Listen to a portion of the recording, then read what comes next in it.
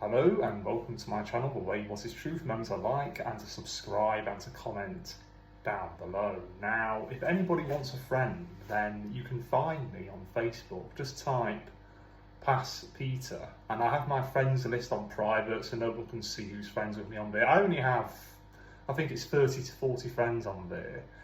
And promoting my Facebook on here just a little bit is something that I've been mulling over in my mind. Yeah, so something else I'd like to mention is that in the run up to Christmas, it can be one of the loneliest times. Okay, people feel loneliness more than ever during the Christmas period and after it as well, and obviously all year round. If people are lonely, they're lonely, right? Also, so we need to pray for this entire generation and every generation to come of lonely people. I've experienced a lot of isolation myself around my life, so I know what I'm talking about, yeah? And also to pray for all the people struggling financially. We are living within the middle of a cost of living crisis throughout Europe and much of America as well. So it was predicted online, I think an analyst did it, and he gave an approximation of 2027 to 2028 as to how long, the cost of living crisis was going to last. Right, so we are in this for the long haul. In fact, a lot of people may think it will last, well, 2027, 2028, up until 2030. Did I say 2010 earlier on? Sorry, it's still quite early in the morning. I need this black coffee, sorry. So yeah, we're living in 2023 now, so my maths isn't great. Talking about 5 to 10 years possibly, this financial crisis is going to be around and linger, at least for another 5 years. Yeah, it's just no joke. 4 to 5 years at the very least we're going to have this. And I mean, I read a story the other day online about this Nottingham man who was outside in his car. It was so cold. I think that was the cause of it, possibly a lack of food as well. Maybe he was in bad health, but nonetheless, this Nottingham man was in his car outside and he died a few days ago in his car. Couples are arguing and bickering all up and down the UK. It's just ridiculous. Yeah, so the world has so many problems. Perhaps if you're politically minded, I'm not politically minded myself, but if you've got anything political to say or any kind of political complaints or arguments, then leave it down below in the comment section. And what I'll do is that I'll do research and I'll look into what you're saying and then make up my own mind about whether or not you're right or wrong. Or perhaps I'll say, well, yeah, you've got a point here, but what about this? Okay, so that's something to think about as well. And I want to wish everyone a Merry Christmas, and I hope everyone's all right. If there's anything you want me to pray about, leave it down below in the comment section, and I'll pray about it with you. Any worldly problems, I mean, think about this, all the domestic abuse, the animal abuse, people who are victims of climate change, climate disasters and climate change disasters, I was going to say as well, those who are falsely imprisoned, all the people who are victims of injustice of any kind, those who have had their names blackened and their names dragged through the mud wrongly. These people need to be prayed for. All the persecuted Christians worldwide. Think about that one. There are Christians who are literally having their heads chopped off because of their faith in God, and these things will increase over time because Christians are the most persecuted faith group right now worldwide. We are the most persecuted, Christians are, and it's because Jesus is Lord. That's why Christians are so persecuted, right? It's all a part of spiritual warfare. So talk to me. I want people to express themselves, reach out to me and befriend me, even if it's just 1 or 2 people. I don't mind, whether it's 20,000 people or just 2 people.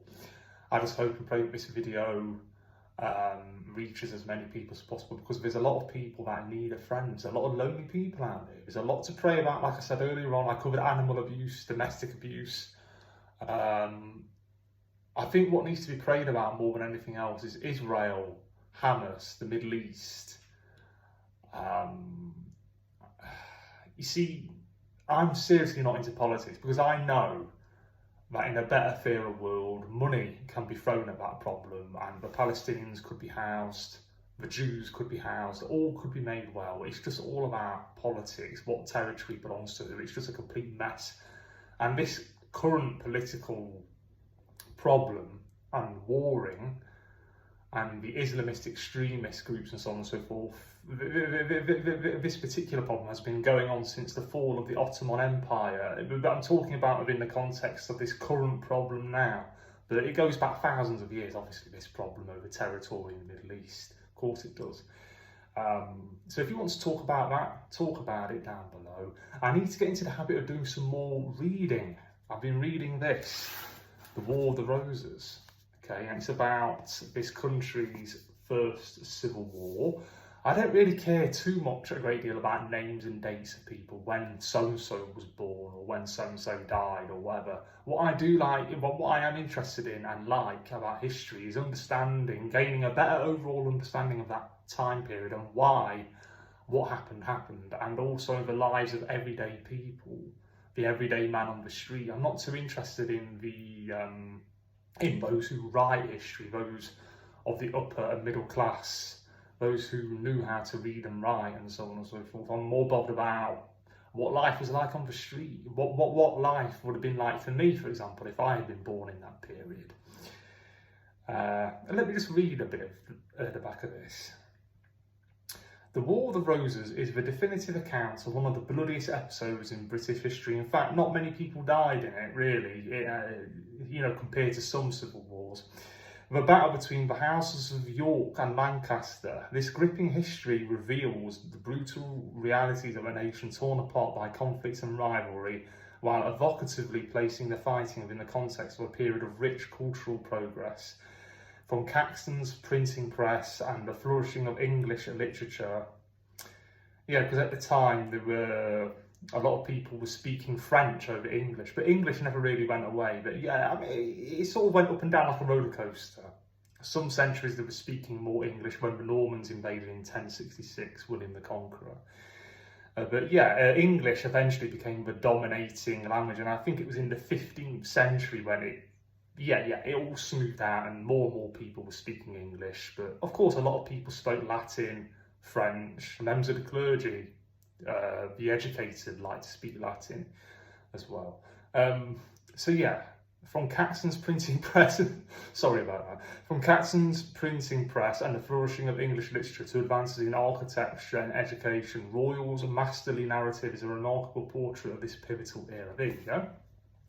Bear in mind that I don't always agree with everything that these historians say, but I usually end up agreeing with about 95 to 98% of it because I've got my own mind about things like this.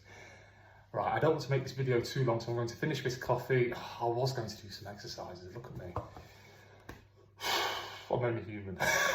I've got to go out and help my mum, I've got some shopping to do, so definitely reach out to me. Again, I'm on Facebook, Pass Peter. My full name is Peter Passarelli, by the way.